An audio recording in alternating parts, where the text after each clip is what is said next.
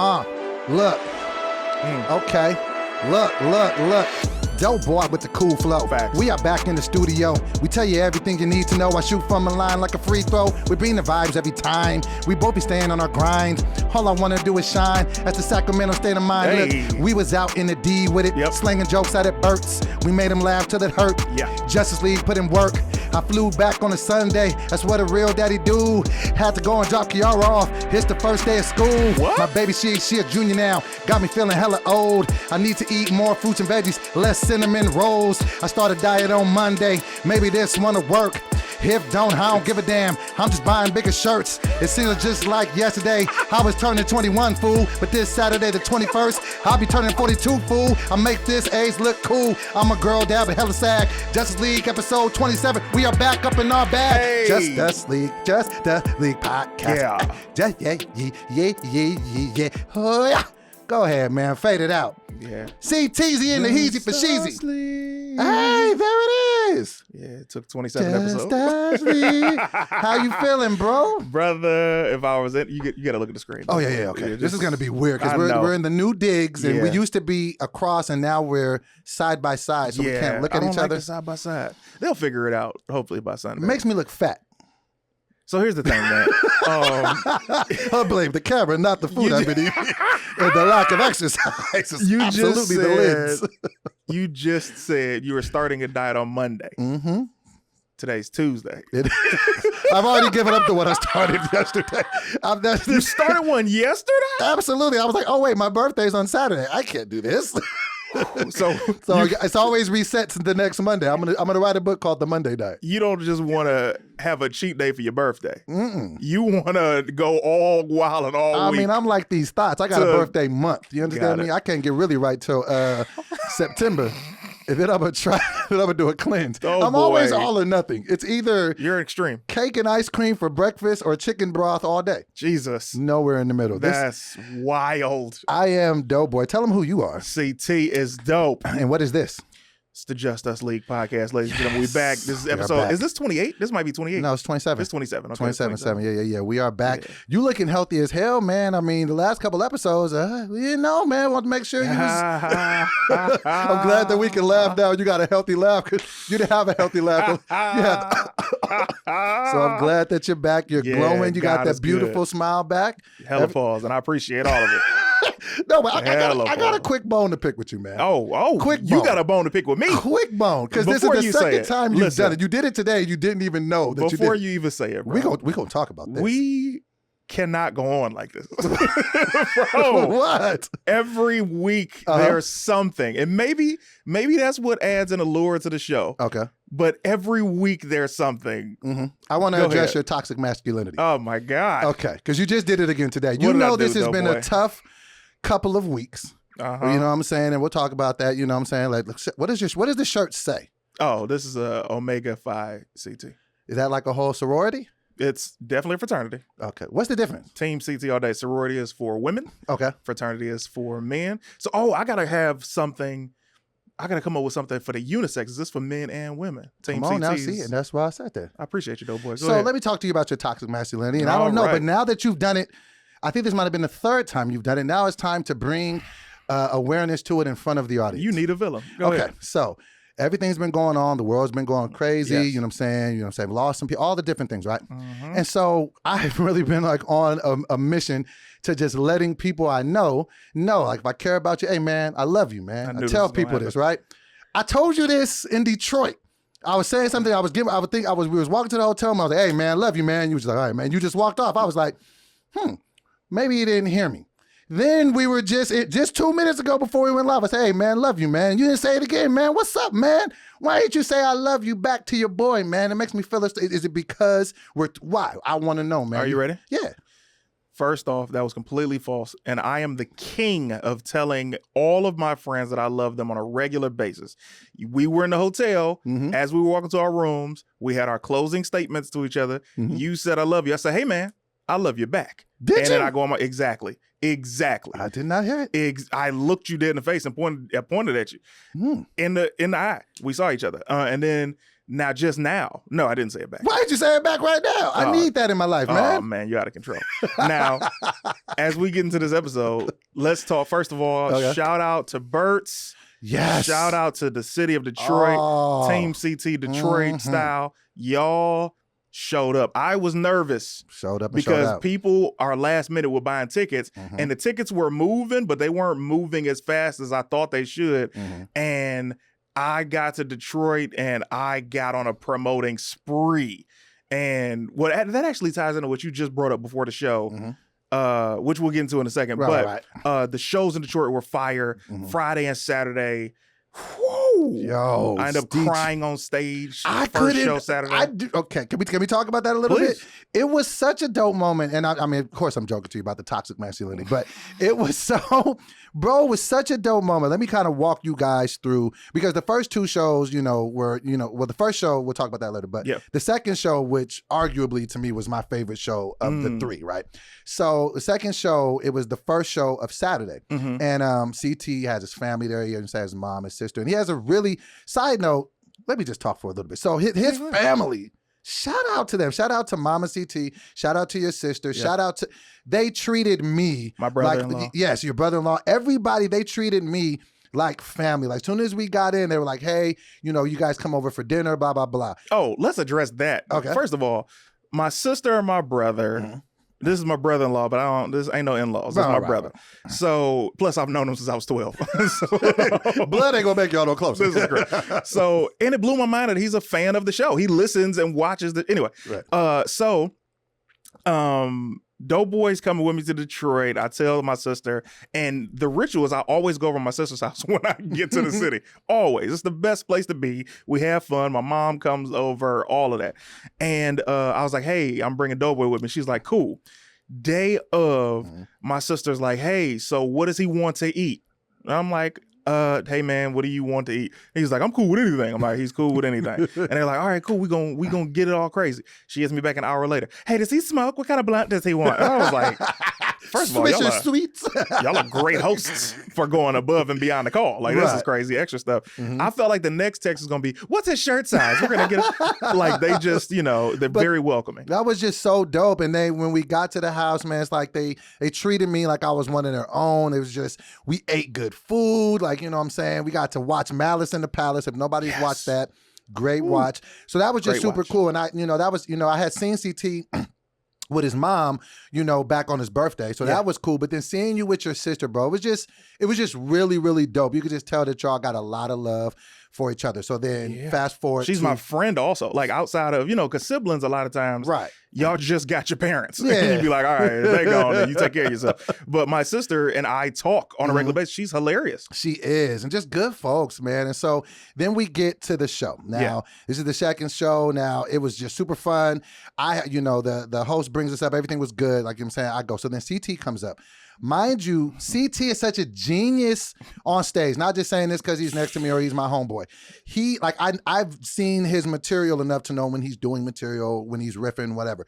He literally didn't really touch any of it. He's headlining, didn't touch much of his material. And everybody in the audience is just either, there was people that was his family, few people that was his friends. But then we said, give it up for it. Just if you're just part of the CT, Team CT, everybody goes crazy. So I'm just in the back form, like, blew me away. This is so dope that 90% of this room is his fan base. So he gets up there, he goes through his show, and it was just really interactive. He's talking to people. He's literally stopping, putting on his glasses. People like, remember me? It just felt like a family reunion.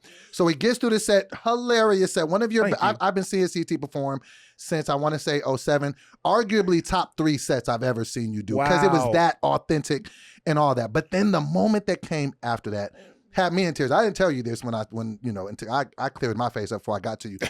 He had such a dope tribute to his mom and his sister. And I don't even want to get choked up talking about it, but he was just recalling all the sacrifices that they made for him. And his mom giving him money to go, telling him to follow his dream. And the moment kind of took over him. He's just sitting there on stage bawling, and the whole audience, everybody's face was just such a surreal moment. And it was so dope because we chase this stuff so much, but then it's like you don't want to chase it so much and then not have people to share it with. So in that moment, even though I've only been around your mom minimally, I've only been around your sister and your brother, once, but I could feel what you were saying, and I can feel that. Walk me through what that felt like for you, because it was big just watching it as your friend. Man, well, first of all, that's huge that you even brought that up, man. Here's the thing, man. We always talk about protecting the Black woman. You know, we always talk about, you know, all of us really sticking together as people and just making each other better. And these women that happen to be my mom and my sister, the strongest women that I know, and they have given me so much and sacrificed so much. And I always have to give the flowers to people while they can hear them. I always do that. And my mom sacrificed for my sister and I, working 2 jobs growing up. She would be dog tired, and she made sure that we still had quality time. Like, she would take me to the movies on Saturdays, and sometimes she'd just be knocked out in the movie. You know what I'm saying? But she took me because she knew that that was our thing. For my sister, man, my sister's been there for me my entire life. You know, the stuff that you don't appreciate. You know what I'm saying? Like, your mama mad at both y'all and saying, y'all go eat some hot dogs tonight. And my sister would cook. Whip something up. You know, she'd be walking me to school or teaching me my homework, whatever. And then as I'm in LA, man, I'd be like, yo, hey, can you pay my phone bill this month? And that month turned into 5 years, and she never asked for any money in return. She believed in me. And even if she didn't, she's my sister, and she shows me like, yo, I got you if ain't nobody else got you. And they've never bossed up on me and been like, you know, remember when I did this? They've never been that type. So I said that to them in the crowd and my brother-in-law, and it was even doper because you don't get it because he's so nice to you, but he doesn't like anybody. Really? He struck me as a real individual, as a man of few words. Listen, he does not talk, and he doesn't like anybody. Right. And I found out he liked me 5 years ago. I said, what? Really? That's why when he talked about he liked the podcast, I was just like, oh, man, it must be a pretty good thing, because you could tell, because he really didn't say much. But he said, hey, man, I like the podcast. Good guy at work. Like, hey, man. He doesn't talk, and he doesn't like anybody. So the fact that he was such a gracious host and told us that he liked the show, I was like, yo, it really touched my heart. But that moment on stage, man, those women, I love them so much. So I swear to God, I didn't expect to cry. I expected to just say it like I just said it, pacing myself, and, you know, being able to move on. But they were in the audience, and I think that's the thing that made me cry. And it was such a great thing, because even though there was times where he was crying, he was bearing his soul, there was time where he was roasting his family. He roasted his mama, and she was laughing louder than anyone in the audience, bro. My mama was out of control. But it was great, bro. It was most of the trip was a good time. I had a couple spots that were just, you know, a couple fiascos. I went and got a steak that ended up costing me over $500. Didn't like that. But I chopped that up to ignorance. I should have called you and said, hey, man, should I go get this steak? You almost look like it serves you right. Like, no, when it happened. So to tell everybody what happened, Doughboy, first of all, this is what you need to know about CT. When CT gets to a city, I'm not hanging out. I'm going to my hotel. I'm eating in my hotel. That's it. Like, because I need to conserve my energy for these shows. Doughboy is the type that when he gets to a city, he doesn't want to order something that they bring to him. No. He wants to go into town and go eat something, which is fine. However, Detroit isn't the place that you just be out there. And when so I told Doughboy on Thursday when we had got there before the Friday show, I said, listen, man, lack of better words, don't go anywhere without me, because you will get got here. And being got does not just mean physically somebody coming up to rob you. You went to go get a steak. The steak was, continue. Okay, so I go to a place, and I'm going to leave the name out of it just because we're working to get it figured out, so I don't want to get him no bad press. So we'll find out next week what the name. If they didn't fix it, I'm putting your name. So I go to the place, and I go to, you know, order a steak. You know what I mean? So I talked to CT before. I was like, you want to go eat? He was like, nah, I'm chilling. I should have hit him, but I didn't. So I go to the place, order my steak, order my food. Steak was terrible. One of the worst steaks I've had in my life. And this is from a fat guy who eats anything. Damn. So I'm eating this terrible steak, and I can see like that people kind of notice me or whatever. So I'm like, I'm never that guy to send something back. I don't want to make it seem like I'm the Hollywood dough. So I'm just like, you know what? I'm still going to pay for my food, and I'm going to get out of here. I'll even bag it up as if I'm going to eat it. Whatever. So I pay for it, pay for my food. I think my tab was about $70 with tip included. Okay. All right, cool. So then I go back to the hotel and I'll be watching my money, you know what I'm saying, different stuff. And then so I have it, attached to my card that I get a text, when, charges go through, just so I can keep count. Nice, responsible. Same place I was just at, another charge, $474. I'm like, nigga, no. First of all, the steak was terrible. Second and third of all, where is this coming from? So I go back to the place. No, you said you was buying everybody's steak. So I go back and I'm like, yo, what's up? You know what I'm saying? Y'all just charged me $475. They're like, oh, we don't even see the charge. I'm like, the charge is here. The money came out of my account. They're like, well, we're looking here. So I'm going back and forth arguing. Mind you, we got to be on stage in an hour. Yeah. You know what I'm saying? Get some terrible news, and we'll talk about that later. Get some terrible news after that. So I'm like, all right, I'll just go back and figure this out. Was hoping that it was just a Miss King or something, but now it is Tuesday. My money's still gone. So now I still have to wait. Hopefully it falls off by this Friday or we're going to have a serious problem. So yeah, I spent $500 on a terrible steak because I didn't listen to my good friend CT and his insistence that I don't go anywhere without him. And this isn't an I told you so. This is just like, hey, man, when it comes to charges, when he called me and told me, I said, call the company for the card, bro. Like, call them, tell them don't make that go through, this happened or whatever. And then, like you said, it's being fixed. But I told you it's going to take the 6 to 8 business days like businesses do. They get it off immediately, but it's like... What I found out today was it's still just an authorization. So they haven't fully pulled it, but it still holds on to the funds. You know what I'm saying? And hey, man, it's real out here. $474 is a lot to be holding from a brother. So, hopefully we get it fixed. But yeah, that was, that outside of that, and I mean, to be honest, outside of when I went to your people's house, everything that I ate there wasn't good. I didn't have any good, except for the club's food was good. Yeah, the club. Every place I ate, I was a little underwhelmed. You were trying places that I've never even tried. Yeah, and I'm from there. I'm like, what's the name of that place? I went to like a Louisiana themed place. It was the worst gumbo ever. It tasted ketchupy. Oh my God. These are, listen, man, when people tell you, here's the first thing, people in Detroit cook. So ain't nobody just about to think of an immediate restaurant for you to go to, but they'll be like, oh, first you got to go to Coney. And then you go to the other Coney over, like it's always Coney because they're all different, but it's the same kind of name. Right. And then we'll say, yo, come to my mama's house. I come to my sister's house, like somebody cooking or, something like that. But and I should have known because when we went to your sister's, you grabbed a doggy bag big enough to get you through the weekend. That's why you didn't have to do nothing else. You was literally eating homemade food. And that's what you were saying. You were like, I love eating, my family's food. I didn't realize why you had such a big doggy bag, but I wish I would have got a big one. Let's talk about that. First of all, did not realize the bag was going to be that big. She gave me, my sister gave me so much food, I brought it back. I was like, look, like I had eaten her food only from Thursday till Saturday, right? And then me and the homies went to eat somewhere Sunday afternoon. So Sunday after the food, I brought the rest of the food back. Like, this is way too much food, man. I can't finish this. Like, if you want to feed a village or something, give it to them. You was trying though. I couldn't do it. I got a big thing with bread. Like, I know that bread gives me heartburn, but I still go after it. Okay. Whenever I can. That's just one of them stupid things I do as a fat guy. It's like, this is gonna hurt, but I'm live your life, brother. You know what I'm saying? Oh, it's before we go any further. I want to also tell you this other thing. New nickname alert. Oh, okay. I love how you went into that. What's the new nickname? Dogetti and meatballs. Dogetti?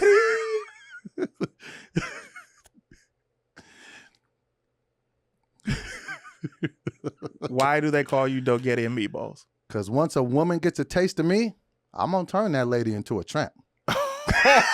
Boom! We are back. That's wildly disrespectful. I was hoping you caught the lady in the trap reference. Wow. Cool. Wait. So wow. So this, you asked me earlier when we got here. You were like, "Yo, man, what's up?" And I was like, "Well, I'll tell you." Yeah. So what's up? Talk to me about it. So Doughboy, we did the shows in Detroit. Okay. Audience crazy. We took so many pictures after the shows with our respective fan bases and together. So I was like, man, this is crazy. I remember Saturday, both shows, I tagged so many of your jokes. And I was like telling you, hey, don't do this, because you were asking 1,002,002 questions. I was like, stop asking the questions. And then I'll say, yo, this is how you go into this joke. And this joke is funny. Add this at the end, right? Did that both shows Saturday. And I remembered before we even start doing shows, you said to me, hey, man, when you got shows coming up, bro, I want to do some shows. I was like, yo, it'd be great. You'd be like, yo, it'd be fire, because you could tag me, I could tag you, and we just rock out and get better all weekend as far as building bits, like new material. I was like, dope, right?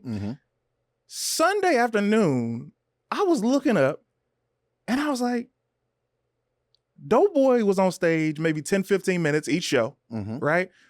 I'm doing 45 minutes to an hour. I did 20 minutes, but yeah, I hear you. Excuse me. Yeah. Excuse me. Tomato. Yeah. Tomato. It's a goddamn motto. You're doing 20 minutes. I'm doing 45 minutes to an hour. True. And after you got off each time, I'm doing this time, and I'll be like, what is he doing for 45 minutes to an hour to where I have no tags? All weekend, I've seen no tags. True. You are absolutely right. I got no great excuse or explanation. What I will say is that my mind with what you're going to get into in a second. Yeah. My mind was just a little scattered. And then on the Friday, you already know, I was just spaced out. I was in a different place. Saturday, I could have done better. I think I was getting food one time. And then I was just, no. Because the first show, like we just said, you really weren't doing material. You were just you were doing a little bit of material, but that was more of a lot of the stuff you were saying I never heard. So it was more that. And then the second show, I was just wrong. Should have had tags for you. Don't want to give you the BS excuse. Jesus. I don't want to give you the BS excuse. You right though. And you gave me tags and I didn't utilize them because I was on stage. And you didn't use the tags. I was like, but they're fire and I'm going to use them tonight. And that's why I was inviting you out tonight. Like, oh, it's a wrap. I knew it was something with you. I was like, what's this guy's energy? I couldn't believe what's his deal? Here's he gave the me thing. some fire tags too. I read them on the plane like, woo. Bro, let me tell you something. Everybody watching the Just Us League podcast right now. First of all, my tags are unmatched. Yeah, unparalleled. Actually, if you will. Actually, they are paralleled by Doughboy because Doughboy's tags are that good. So I'm like, okay, cool. I just watched this brother's sets, plural. He's got nothing to do for an hour but to watch me. This is all anybody in this building is doing is watch me perform. Right. And I see no tags. And I say, I'll stall you out with first show. It was a lot of stuff you've never heard me say before. Right. But a lot of stuff that was in a moment too. But second show Saturday. Second and third, I should have been there for you. As your brother, look, I messed up. And hopefully we get, some more shows to do that. And you know what? I wanted to pitch an idea to you.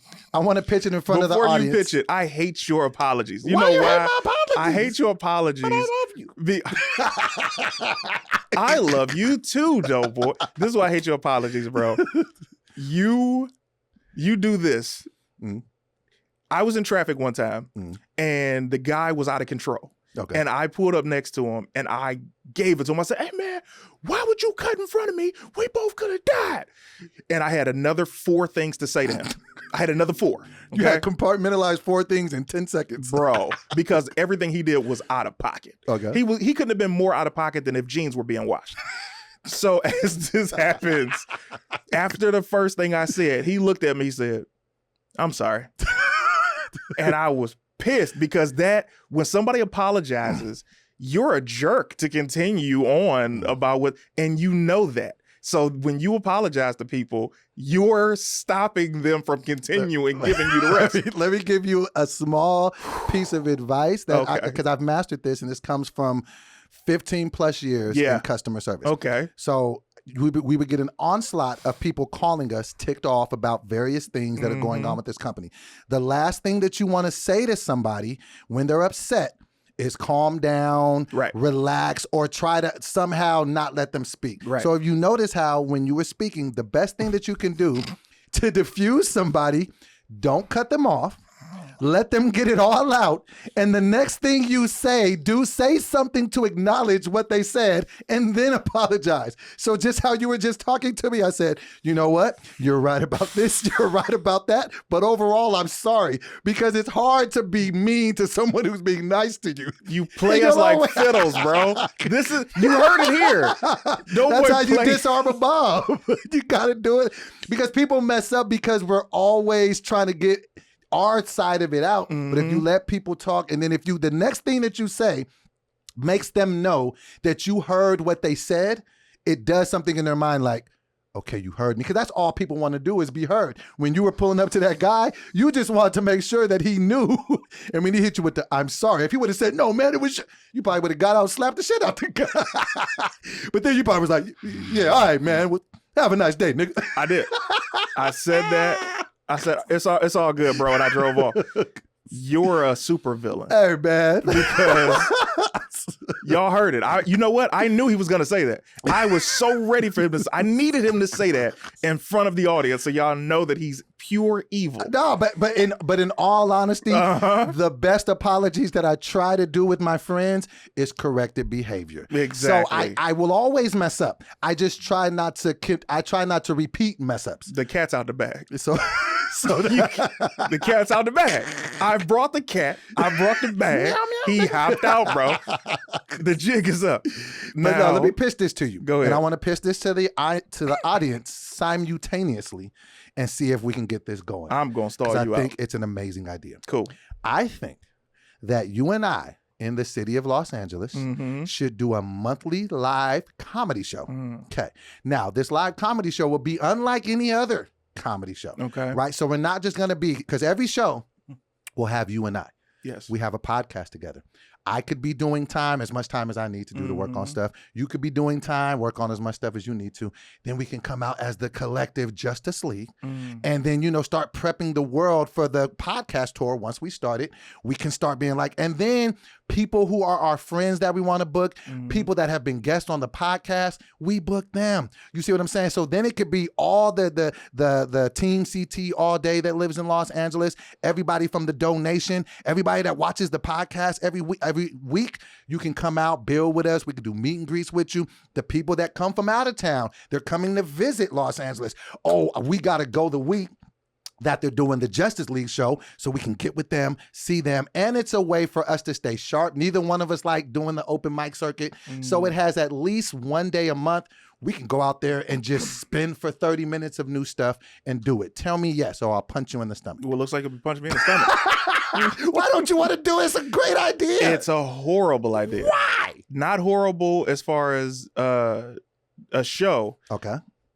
Have you ever produced a show? Never. All right. So, how did I know that? How did I know that? Let me throw this caveat before you say the Let's next hear word. the caveat. Can't I wait. volunteer to produce this show. All you got to do is show up and be talented. But go ahead, finish your no. Finish your no. Hey, if that's what you're going to do, then my answer is yes. Okay. Because, see, I want to run towards the things that I'm afraid of. I've learned that in my workout world, I hate squats. I hate mountain climbers. Those are the workouts I'm starting to target now. Stuff like this, those I are want to learn dope. to do. You don't like, why don't you them. like, well, mountain climbers are fire, but why don't you like doing squats? Because they make me so tired and they're hard. Okay. I hate them. So this is something, I've never produced a show, but I'll take the 100% brunt of it. Finding the location, booking the talent. All you got to do, selling the tickets, whatever. You said on air, all I got to do is show up. All you got to do is show up and be CT. There. When do you want to do it? We can do the first show in October. Cool. So Let me give tell me you some something. time to plan and get it all together. Let me tell you something, Doughboy. Sir Doughboy. is what Hey, you get come called on, after man. that. When we got to the city on Thursday, before we got to my sister's crib, all I was doing in my room was finishing last minute promotions. I literally was hitting everybody, right? I start making sure that I'm posting everything. Like, I went into overdrive, and that's because I used to produce a show in LA. And The extravaganza? The extravaganza was comedy, poetry, and music, something that I always wanted to take on the road, which one day I will be able to. But it was so hard every month, and I did it for about 5 years. And let's say out of those 5 years, I might have had 4 or 5 light shows. And by light, so I was doing it at the Comedy Union, and then I went to another place, but the seating at the Comedy Union was 150 people. The lightest shows there, I might have had 3 light shows there. And light meaning no less than 60 people, but it's a 150 seat venue. Right. Then the other venues that I took it to, I might have had the 1 or 2 light shows, right? And walk them how you was doing that, because you was doing that like a whole drug dealer. It was a system, bro. So doing a show, when you're producing a show, and I was producing a show where my thing was I had other comedians with me and I wanted them to eat as well. So it's like, yo, I know we all want some bread. How many tickets do you know you can sell out? It'd be like, hey, man, give me 10. You're like, all right, bet. You got 10 tickets. Out of these 10 tickets, sell them for whatever you want to sell them for. You can sell them for, the minimum was $10 because that's what the ticket said. I mean, the ticket said 20, right? But I'm like, yo, I sell all my joints for 10 and you can sell them for 15. You can sell them for 20, whatever. Give me 5 back for each one to go back into the pot for the entire show.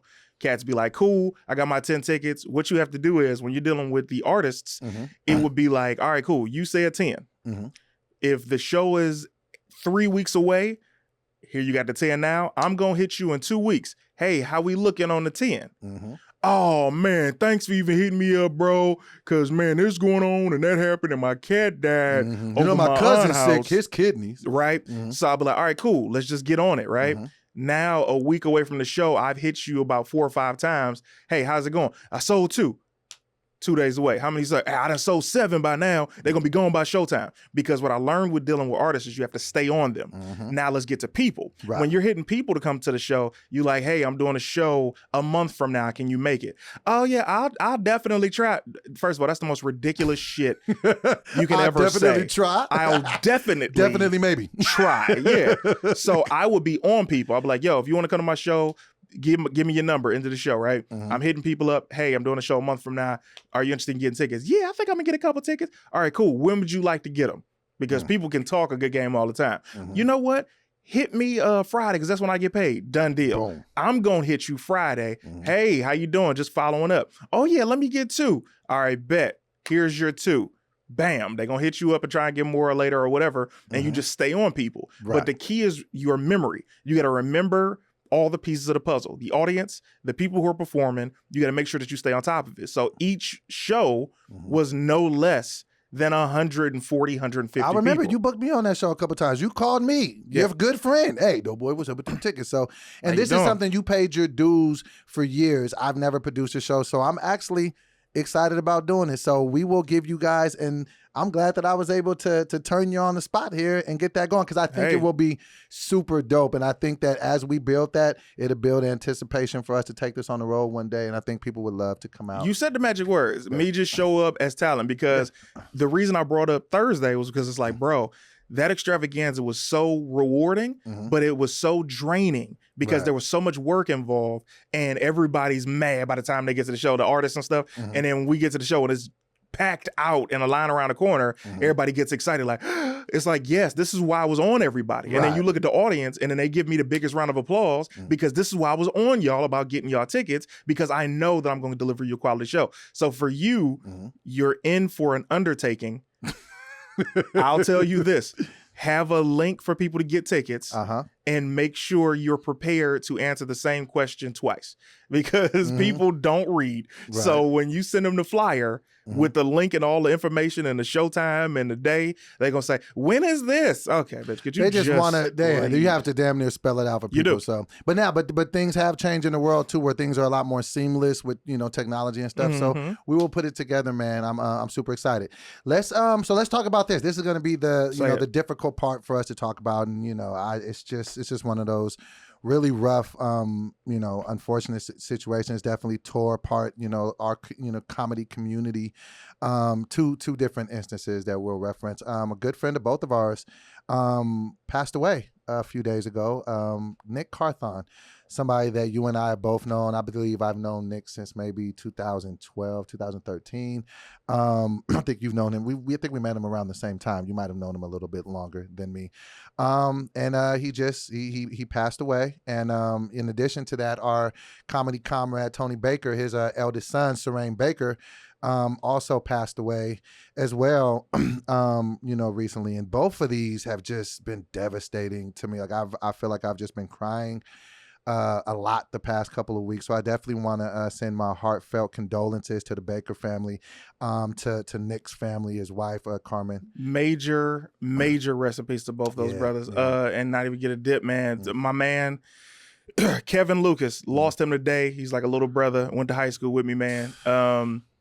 I'll tell you this, when we lose people, it's important to always focus on the positive, especially the names that we just mentioned, some of the greatest dudes, and some of the darkest sense of humor, which I love, and I know they would never want anybody sad and to keep moving. And what I love about Bake is he made a live the other day where he said something that people need to understand. It's like, yo, I'm going through this. These are facts. I don't want to talk about this all the time. When you see me, I might be having a great day and I know your heart is in the right place and you want to say, hey, he said, don't take me there. Because every time you say something like that, it brings me right back. And I completely agree with him. And that's why I never do that to anybody. The problem with Nick, I told you Friday night before we did the show, as soon as I found out, I said, hey, man, this happened. And it was one of those situations where you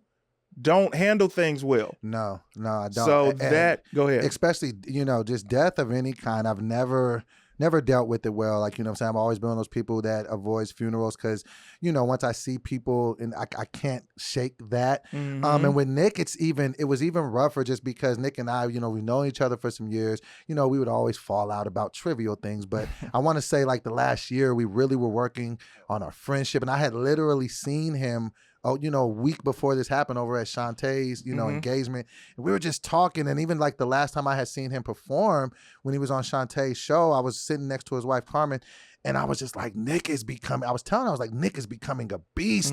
I'd never seen him that show. I think I told you that too. I was like, Nick is in a different bag. And I was telling his wife, I was like, I believe it's because he's just so happy. I just felt like, he had gone through so many different things and he just fought so hard to rebuild himself back up and just to recreate himself. And he was just in such a good, happy place. And so when I got that news Friday, I didn't even tell you this. Tony had known. So Tony knew before and she was just not telling me because I think she knows that, so going into Friday, I was just a mess. But then one thing that kind of gave me some peace on Saturday, because I still was a little torn up, I'm definitely still torn up, but I was still torn up Saturday. But when I was getting ready to perform, you definitely helped me, the things that you said. And I want to thank you for the patience that, that you were showing me over the weekend, because I know I was kind of off. But, when I was getting ready to go back on stage, I kind of felt like Nick's presence there. And I just kind of felt like Nick wouldn't want me to sit here, there's an audience full of people that paid their hard-earned money. I kind of even heard his voice like, man, you better go out there and kill. Like, you know what I'm saying? You better go out there and handle your business. And I kind of just felt like I had to, like, that's what Nick would want. You know what I'm saying? So, definitely, it's always one of those tough things, but I definitely have found a little bit of peace, in my heart, about, situation. But like I said, definitely condolences to both of the families. Man. Involved. You got to always think about the great times. Yeah. So many amazing times with Nick, Nick, so many amazing times with Serene, so many amazing times with my boy Kev. Right. I'll say this, man. It's crazy because everybody's losing people. But you got to remember those fun moments, bro. Absolutely. Because I'll tell you right now, if I'm up out of here, I want all my videos reposted. Oh, yeah. I want my videos reposted. I want to hear all the fire stories. Right. And I have all friends that are the same way. I don't have any friends where it's like, you'd be glad they gone. And you'd be like, it's about time. Oh, my God. This person was miserable. You know what I'm saying? Right. But, I'll give a mad shout out to Tony Chantel. Oh. Tony Chantel gets a shout out.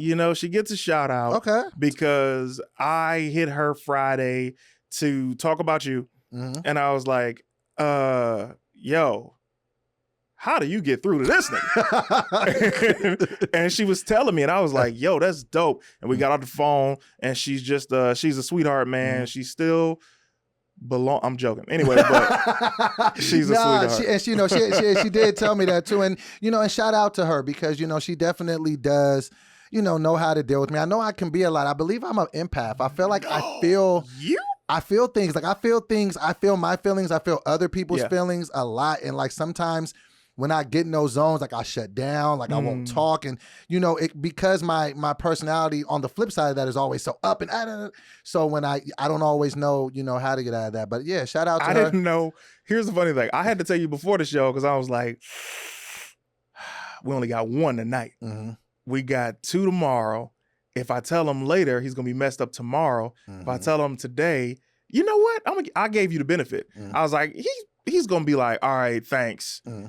But that's my mistake for thinking everybody's going to deal with things how I deal with things. Yeah. And, everybody's different. Right. Meanwhile, give me the next one. Okay. But the topic? Yeah, man. Okay.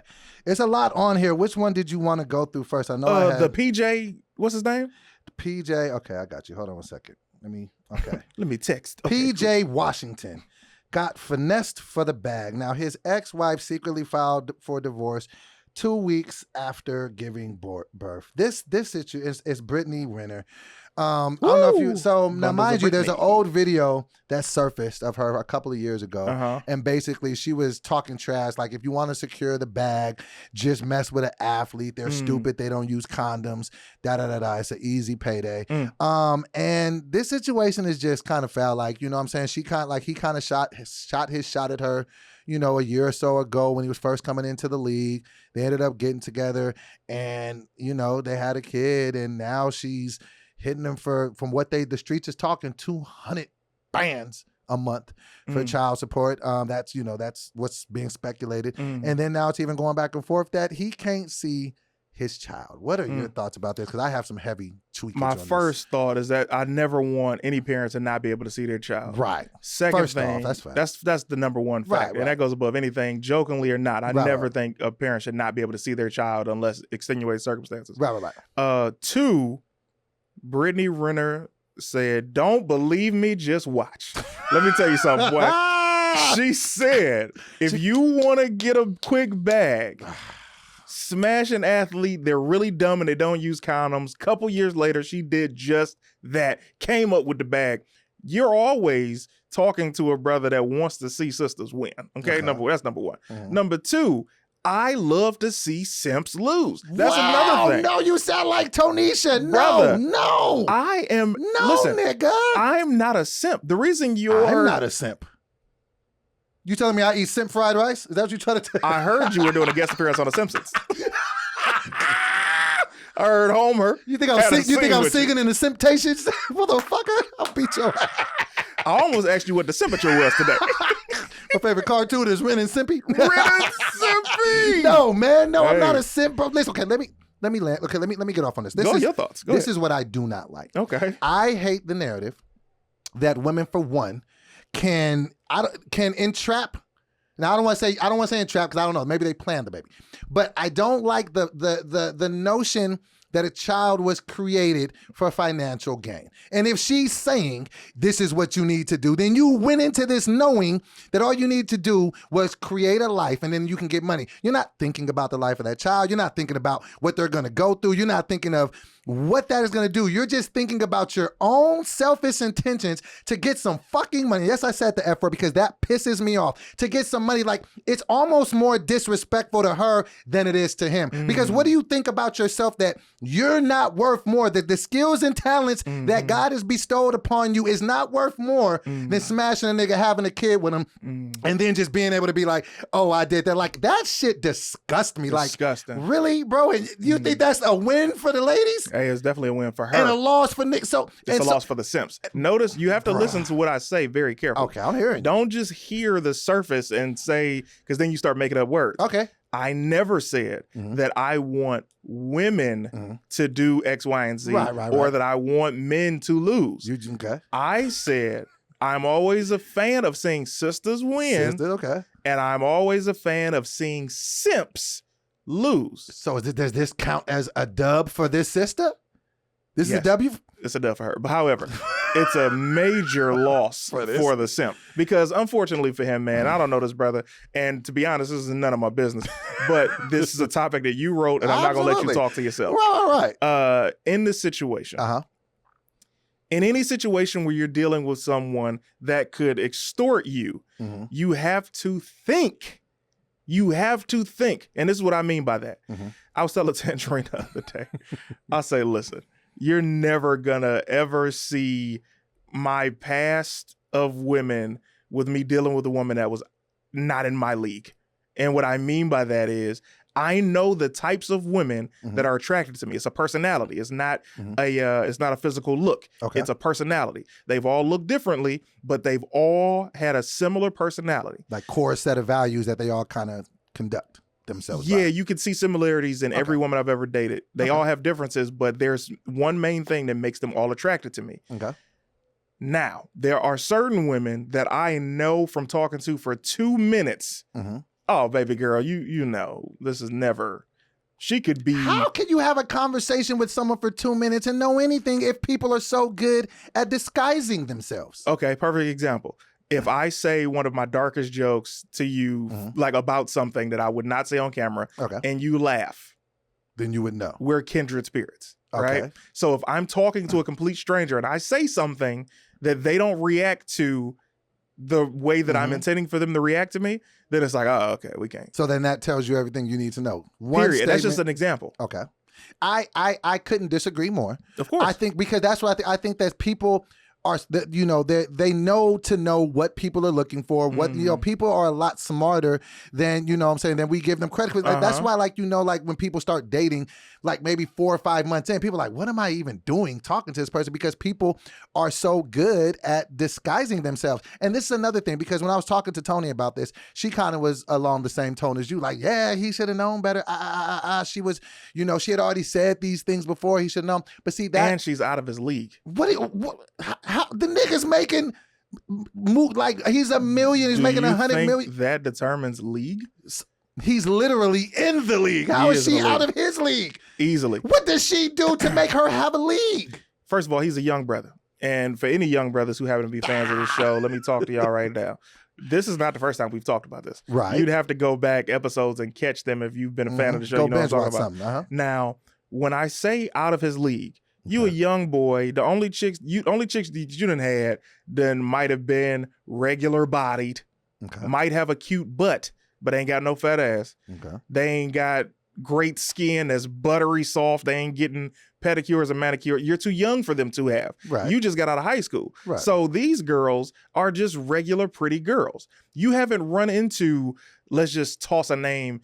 You ain't run into the OG groupies like a Cat Stacks. You ain't ran into let me finish. Okay. You ain't ran into a girl like a Brittany Renner. I don't know her, so I'm not saying that she's whatever. I'm saying you ain't ran into one of these LA girls that got their body snatched and the surgeries done to appear as a flawless situation.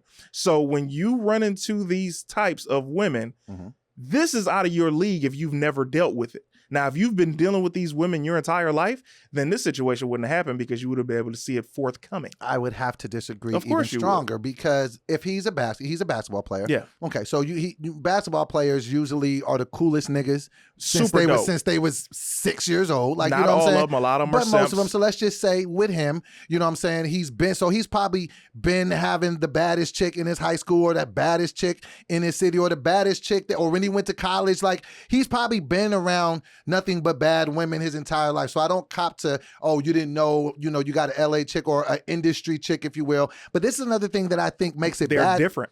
Okay, but this is another thing that I think makes it bad for so-called simps. And let's just say I identify with the simp population. You hear how passionate you are? I'm not a simp though, nigga. No, and I fight for niggas that are being called simps, and we shouldn't be called that because this is what you just said. I beat your ass. I'm listening to what you're saying. Listen to what I didn't say. I said it like on some French shit. Like we. Listen. So what I'm saying is this. This is what I'm saying. I am a person that believes people can change. I believe that wholeheartedly. So let's just say he was the dude, and let's just say he had heard some shit about her, and maybe she wasn't like, you know what I'm saying? And then maybe he talked to her, and then maybe she was like, you know what? I have done some foul shit in my past. I used to mess with, such and such niggas. I did used to do this, but I'm trying to change. I'm trying to be a better person. Okay. So if you trust somebody and you try to be like, you know what, thank you for being real, because we all champion ourselves on honesty, right? I ain't no woman that's gonna just come out and just be like, hey, I'm really trying to dog you for the bag. So let's just say that he's trying to look past her past, which is something that I try to do because we try to treat people how we want to be treated. So I've done a lot of stupid, dumb shit, said a bunch of dumb shit in my past. I don't want anybody holding me to that. Right. So I'd be a hypocrite if I hold everybody to who they used to be. So here's a dude. Never said that. Right. So I'm saying from his point of view, he's like, you know what, maybe you were this, maybe you were that, but I'm going to give you the opportunity. Then they go through it, they get married, you file for a divorce secretly 2 weeks after, then you keep his kid. Like, that's, to me, it's just, it sucks for good guys. Seems like she didn't change. But how are you supposed to ever know that? Well, one, I'm just going to say common sense isn't that common. Facts. However, if I happen to hear a woman say, if you ever want to get a quick check, deal with an athlete. They're really stupid and they don't wear condoms. And I bring this video to your attention and say, hey, but I'm an athlete. What's this mean? Oh, no, that's who I used to be. I would never do that to you. Oh, okay. And then you marry her and y'all have a kid together and she secretly files for divorce. And now you're paying $200,000 a month. Seems like the fine print was laid out for you. The only time that I have sympathy for someone that might be a simp. Sympathy? You is, son of a... The only time I might have sympathy is when a situation happens where a guy got. Like, she's been praying after him and she might have been the church girl or she was the girl that had never dealt with anybody and then magically finessed you. That hurts because you don't see that coming. But real G's, and I'm not saying I'm a real G, I'm just saying real G's see moves like this coming. Nah, cause see, but then again, you can see it in different. Look at Dr. Dre's ex-wife. I'm pretty sure she wasn't moving like that, saying stuff like do. But when that marriage 30 years of marriage, and it's a drop in a bucket of what he's dealing with. And I'm not saying right or wrong. A lot of people say, what beats has she written? But then now you're attacking what a good woman does for a man. So you can't just make this. I'm not trying to make it a blanket statement. No, what I'm saying is you can't make this woman in the Dr. Dre situation an enemy after 30 something years of marriage, when for 30 years she's been an amazing woman, but this breakup happened to generate a different side. I just hate seeing and same thing for him. I just hate seeing niggas get drugged when it ends. Just making me look at marriage. I hate seeing good men get drugged, and I hate seeing good women lose. But I also love to see a simp fall, and I love to see a chick that is about her business get a simp, because it's like, this is my proof in saying that women don't want good guys. This would never happen to a guy. So it's almost like you got to become a villain to get respect out here. That just sucks. It's hard out here for a simp. It is. It sucks, man. Let's you're trying to get that money for the rent. Let's talk about this other topic, because it definitely resonates with me before we wrap up here. Yeah. The Lizzo situation. I don't know if you've seen this. So apparently she just dropped a record with Cardi B, Fire record. Okay. And people just started coming for her, talking about her weight, fat shaming her. She had a similar situation a couple of weeks ago. You know, she was talking about crowd surfing or something. Something had happened and people were like, oh, she would probably kill someone if she crowd surfed, something to that, just disrespect to her weight. And so what it ended up doing, she ended up having like a breakdown, was crying, like was really, really upset. She like put out some tweets. Cardi B came to her defense. I'll weigh in on this one first, because I think I probably, it resonates with me more, just because I've just been a big dude my whole life. I just think this is terrible. I think people are so insensitive, mean, and just assholes, and I hate it.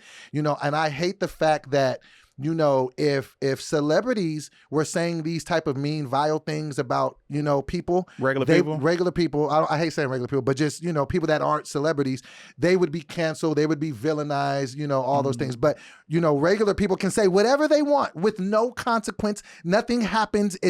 And it's just like, Bro, I'm a comedian. I do that. I literally get paid to be funny, right? I've roasted and been in roasting situations. I've been roasting even where there are women involved. Even in roasting situations, I don't roast women's weight. How idiotic do you have to be to not know that every woman probably is sensitive in some degree about her weight? In whatever. So just the fact that this is a beautiful woman, she's talented beyond any measure, and the fact that people make her feel like that about her size, it really pisses me off, and my heart just kind of breaks to see her going through that. What was your thoughts when you seen that? Here's the thing, man.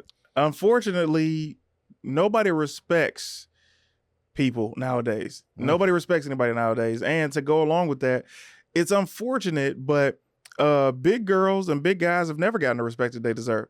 I mean, it's very disrespectful to say whatever you think that you can say to somebody because you think that you can.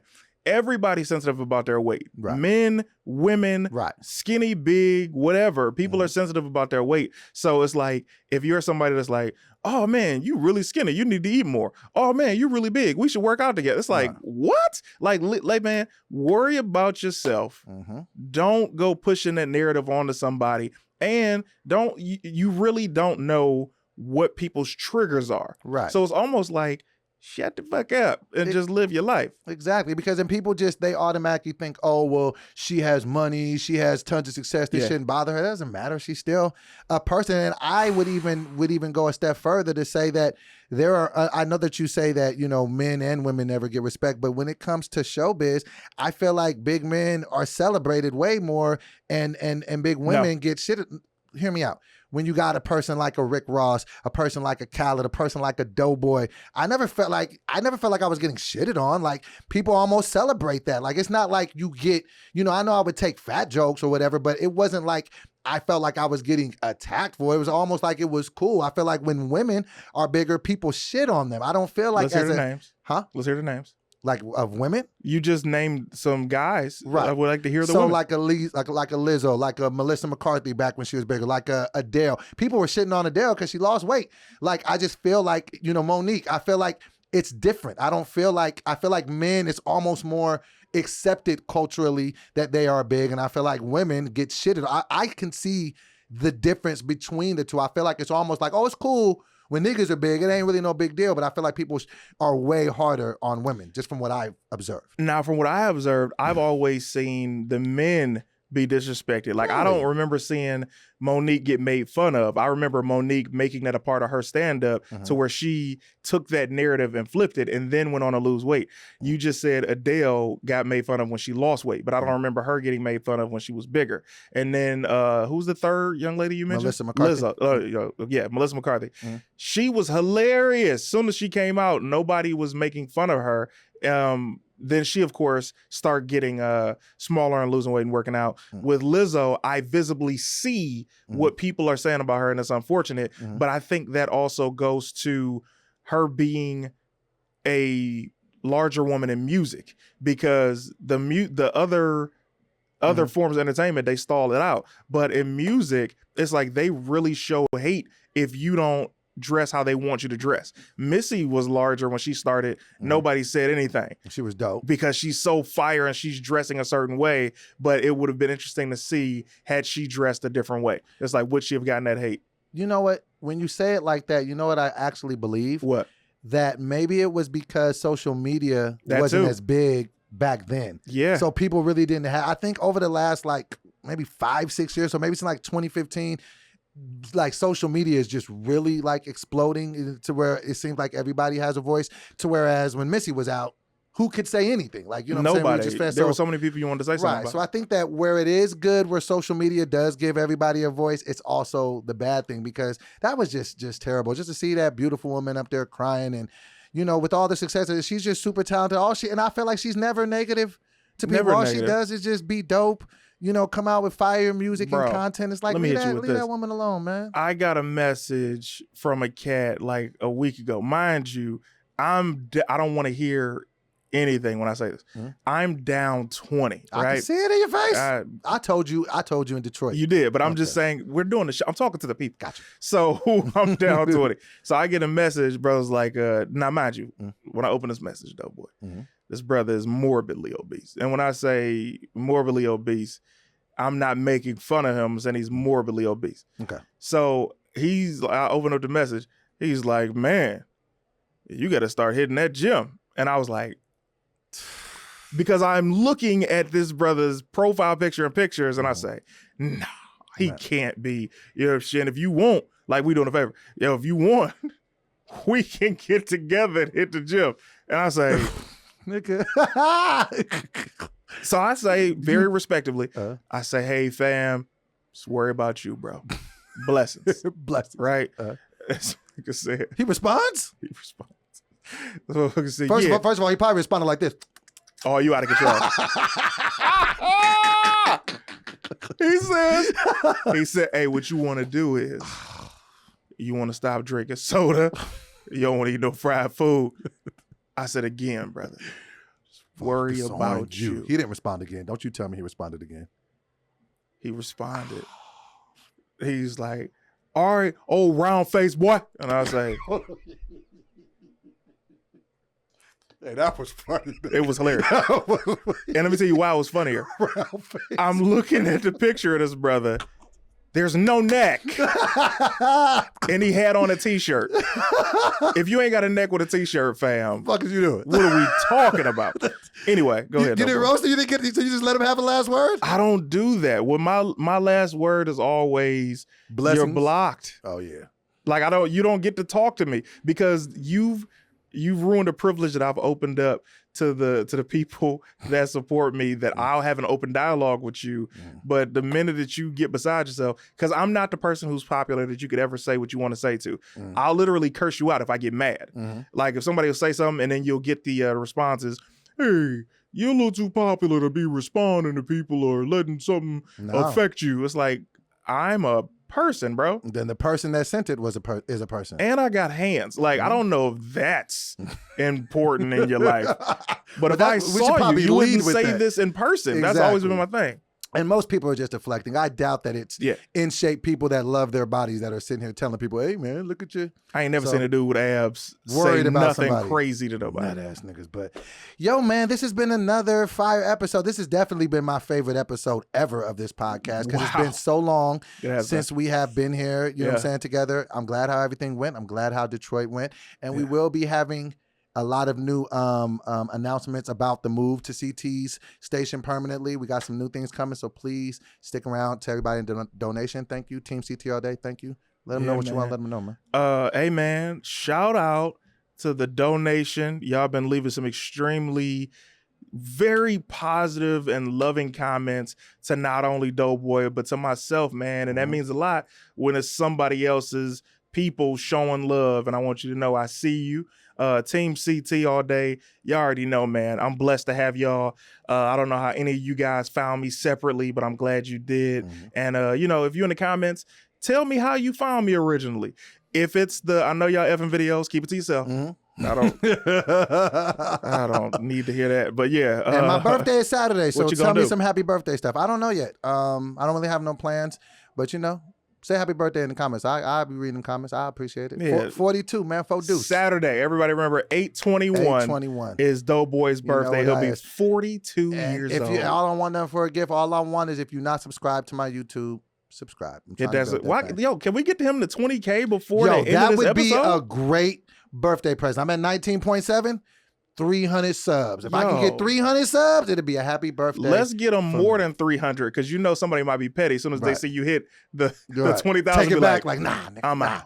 If I can get to 21,000, that would be great. Yo, if we could get you to 100, that's the blessing. Come on. Yo, man. But for my birthday, if I can get to 21,000 subscribers, that'd mean a lot because that's my favorite number. And this is 2021, all that good stuff. That too, man. Also, thank you everybody who's been hitting the Patreon. I've been seeing the notifications. I appreciate the love. We're going to resume doing a movie day the following Saturday. We coming back for story time this week. Blessings, man. The Just Us League podcast. Team CT all day. Donation, stand up. Next time. Bye-bye. Peace.